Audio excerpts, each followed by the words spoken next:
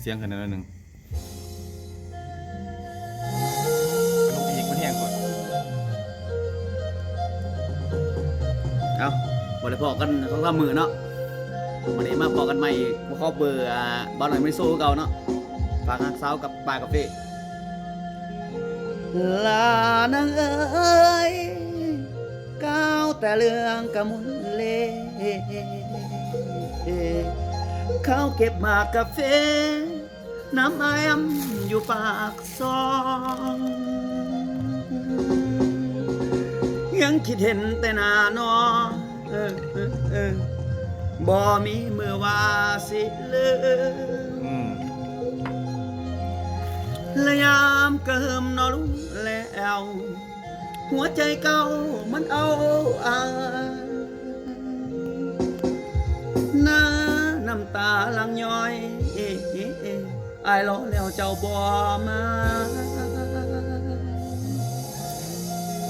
ละจังแม่นตัวให้อายทาน้องอายทาอยู่บาโลสัตอังและยังคิดเห็นแต่ความหลังข้างผ่านมาแต่โดนแดวสวดพี่น้องเอ้ยมวนกับคอมเมนต์มาเด้อน้องใหม่ลองคอได้ไหมลองคอได้ไหมลองคอได้ที่อย่างคอไปไหนจ้ะไปไหนดิแล้ว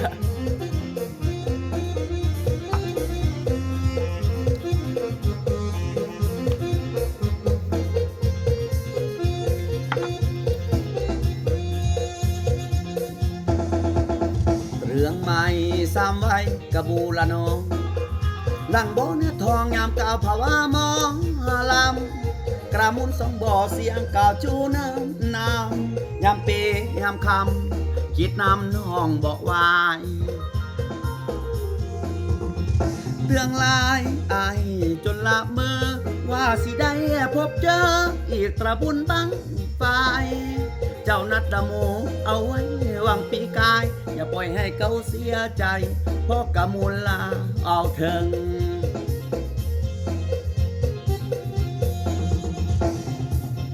คอยเมืองตั้งแต่เปิงเข้านั้นได้มายำกันอยู่ที่เมืองปากซององกะพาสิบาแต่เศร้าย่างเข้าสู่ดงกว่าห้องปงดังทรงทางไก่ย้อนนักนินใดย้อนหักเมื่อขมุนเล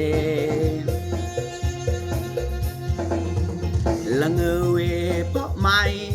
ละเงอคำเบาคือว่าจะบ่หลอกบ่ลวงอารักแทลายภาวะแต่พุ่มพวงจนเจ็บซ้ำในสวงพบกะมูลกูเป่ายืนจากไปไม่ฝ่ายกับไอเตอร์แสดงจังแม่นคมแหงด้วยตะวีของเจ้าไอตกละเงิดเตอละไงของเฮามีสุขกับเขาแสดงข่าวเก็บมากับซี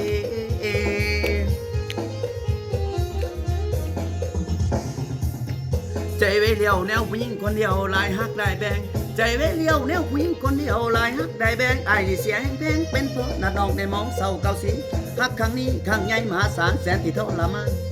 ย้อนฮักสาวเล่าเธอ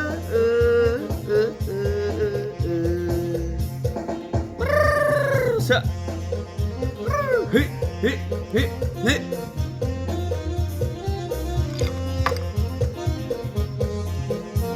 ลองคอได้ไหม